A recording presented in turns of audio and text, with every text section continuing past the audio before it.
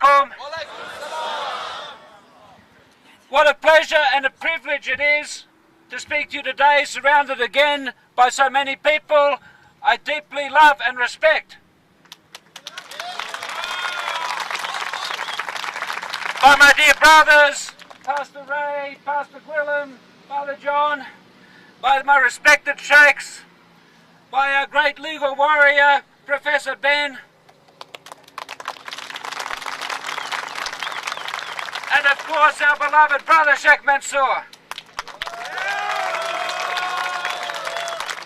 I must confess to you that in the last weeks and months of this campaigning for justice, it has been difficult and taxing, but at the same time I have greatly enjoyed making so many new friends amongst the Islamic community.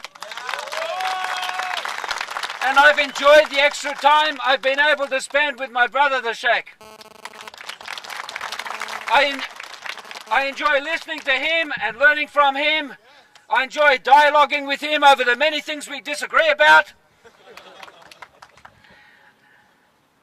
I enjoy spending time with this man, and the thought that he may be forcibly taken from us not only inflames my sense of injustice, but crushes my spirit as a human being.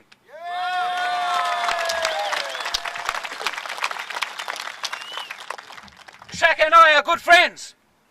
Who would have guessed?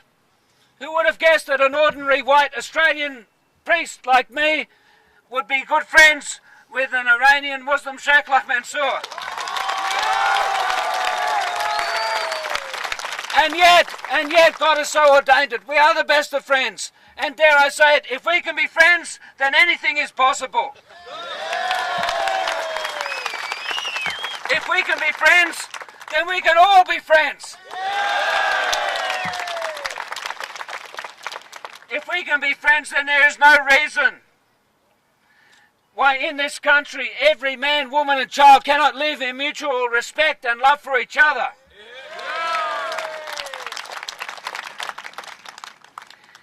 If we can be friends, then surely my Christian brother, Mr. Kevin Rudd, surely my Christian brother, Mr. Kevin Rudd, can extend the hand of friendship to our beloved Sheikh.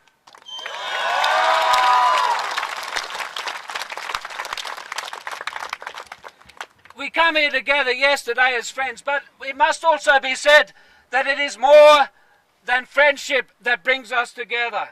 More than friendship. Many of us here today, we identify with Mansour as a victim of an intransigent bureaucracy that seems designed only to serve the white and the wealthy. And yet it must be said too that it is more than common frustration with the system that brings us together here today. Many of us here today recognise in Mansour's case that behind the thin veneer of legal respectability, we see the familiar spectre of prejudice, feeding on ignorance. And many of you here likewise have been labelled and caricatured and misunderstood and falsely accused. And yet it is not only the pain of prejudice that brings us here together today. We come here together today drawn together by a common thirst for justice.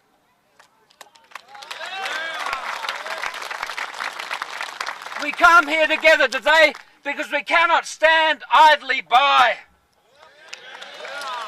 while our brother is charged, tried and sentenced for crimes he has never been told about, based on accusations that remain unknown, brought on by persons who speak out of the darkness.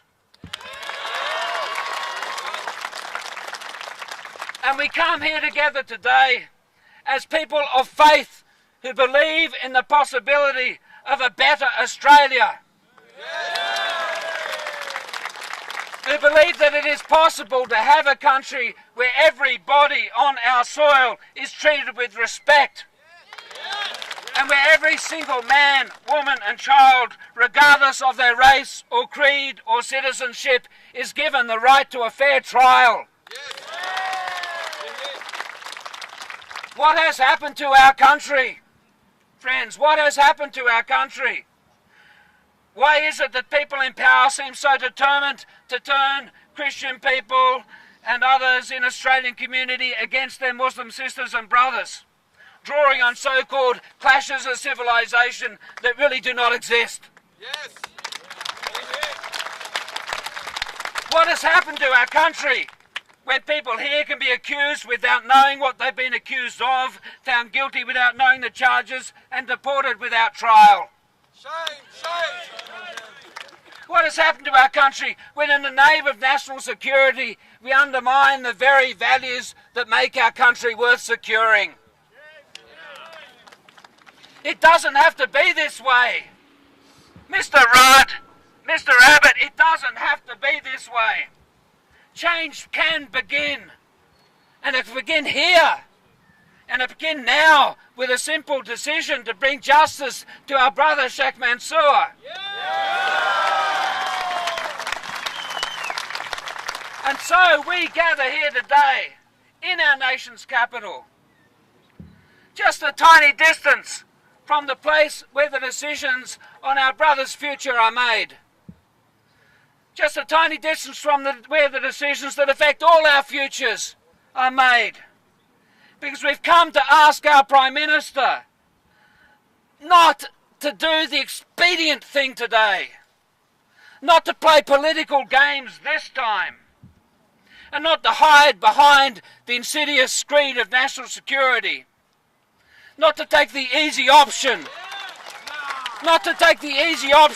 and remain silent in the face of this grave injustice, but this time, to do the right thing and put a stay on our friends' deportation so that the United Nations can do their work. Say something, Mr. Rudd. Say something, brother. Put a stop to this injustice. Extend your hand of friendship to our brother Sheikh Mansour. Yes. Expand your world. Lift your horizon. For God's sake, this time, do what is right. And help us build a better Australia. An Australia where fundamental human rights are respected. Where nobody is charged, tried and executed without a trial. And where everybody in this land, Muslim, Christian, peoples of other faiths, people of no faith, are treated as equals before the law as we are equals before God. Yes. Sisters and brothers, we have made some real strides forward. Mr. Rudd, make another stride forward today. Mr. Rudd, be a good Australian and help us feel proud to call ourselves Australian once again. By showing that this country is a place that upholds justice and truth. By giving this man, our brother Sheikh Mansour, a fair go.